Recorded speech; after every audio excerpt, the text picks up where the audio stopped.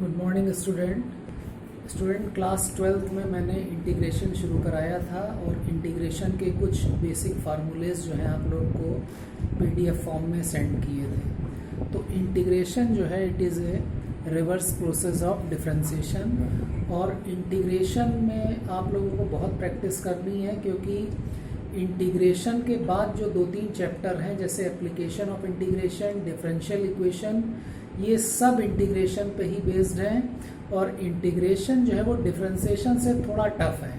Differentiation में क्या है कि अगर क्वेश्चन आपको नहीं समझ में आ रहा है तो चेन रूल अप्लाई कर दीजिए और आंसर आ जाएगा, लेकिन इंटीग्रेशन में ऐसा नहीं है।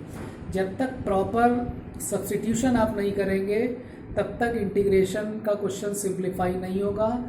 इसलिए प्रैक्टिस जो है आप लोगों को सब्स्टिट्यूशन की बहुत करनी है। तो इसीलिए आज मैंने कुछ जो है वो सब्स्टिट्यूशन की प्रॉब्लम्स ली हैं। कोई भी इंटीग्रेशन का क्वेश्चन है पहले उसको देखिए और देख के ये समझिए कि इसमें क्या प्रॉपर सिंपल सब्स्टिट्यूशन हम कर सकते हैं और जो भी सब्स्टिट्यूशन आप करेंगे ये ध्यान रखिएगा उसका डिफरेंशियल कोफिशिएंट जरूर क्वेश्चन में आ रहा हो, क्योंकि जब तक उसका डिफरेंशियल कोफिशिएंट क्वेश्चन में नहीं आ रहा होगा आप उसको सिंप्लीफाई नहीं कर सकते हैं। तो फॉर एग्जांपल एक क्वेश्चन है x³ into 10 inverse x to the power 4 upon 1 plus x to the power 8, इसको इंटीग्रेट करना है। तो अब यहाँ पे अगर हम 10 inverse x to the power 4 को अगर t मान लें, t मानने के बाद अब एक तो मेथड ये है कि x टू द पावर 4 की वैल्यू 10t ले लें फिर यहाँ सब्स्टिट्यूट करें। दूसरा मेथड ये है कि दोनों तरफ हम डिफरेंशिएट करें। तो अब डिफरेंशिएट करें तो यहाँ पे 10 इनवर्स x का फार्मूला लगाएंगे डिफरेंशिएट करने पे, तो ये 1 upon 1 plus x to the power 4 का होल स्क्वायर हो जाएगा। और फिर जब 4x x to the power 4 को डिफरेंशिएट करेंगे तो 4x³ dx और ये राइट हैंड साइड जो है वो dt आ जाएगा। इससे जो हमारी वैल्यू आ जाएगी x³ dx upon 1 plus x to the power 8 is equal to 1 upon 4 dt। अब हम ओरिजिनल इंटीग्रेशन को लें।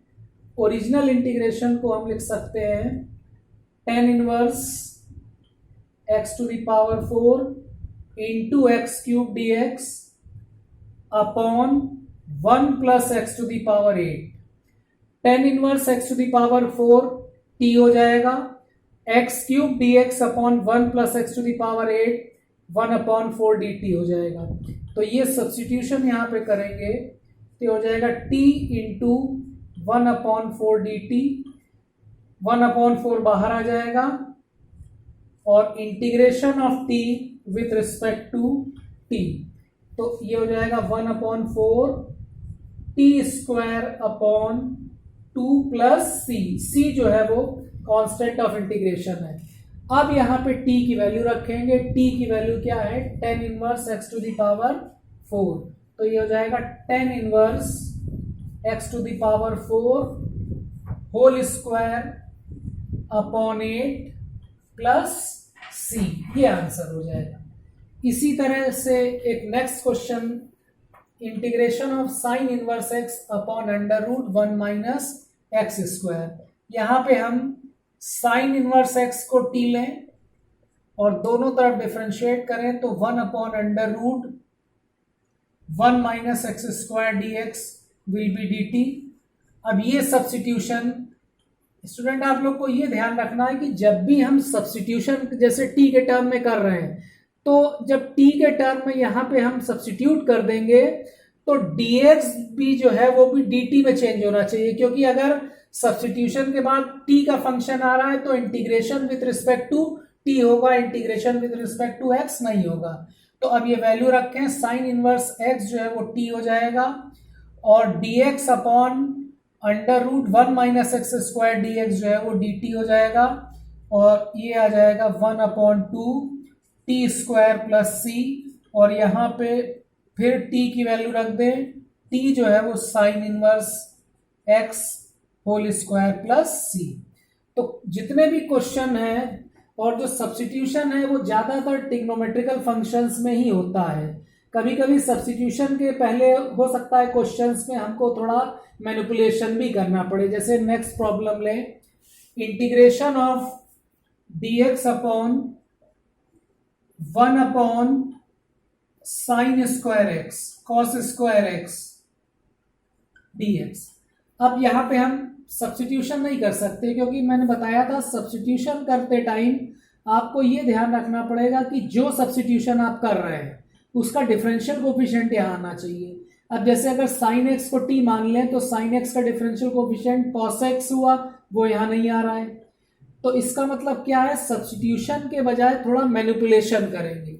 जैसे ट्रिग्नोमेट्रिकल आइडेंटिटीज हम लोगों ने पढ़ रखी है, sine square x plus cos square x is equal to 1, तो 1 की जगह हम sine square x plus cos square x लिख सकते हैं upon sine square x cos square x dx। अब दोनों इंटीग्रेशन हम अलग अलग कर लें तो ये हो जाएगा sign square x upon sine square x cos square x dx plus cos square x upon sine square x cos square x dx। Sign square x cancel हो जाएगा और 1 अपॉन कॉस स्क्वायर एक्स हो जाएगा सेक square x. इसी तरीके से यहाँ cos square x cancel हो जाएगा और 1 अपॉन साइन स्क्वायर एक्स आ जाएगा कॉसेक स्क्वायर एक्स। अब हमें ये पता है कि integration of sec square x जो है वो 10x होता है और integration of cosec square x जो है वो माइनस कॉट एक्स होता है प्लस c। तो ये हमारा आंसर हो जाएगा।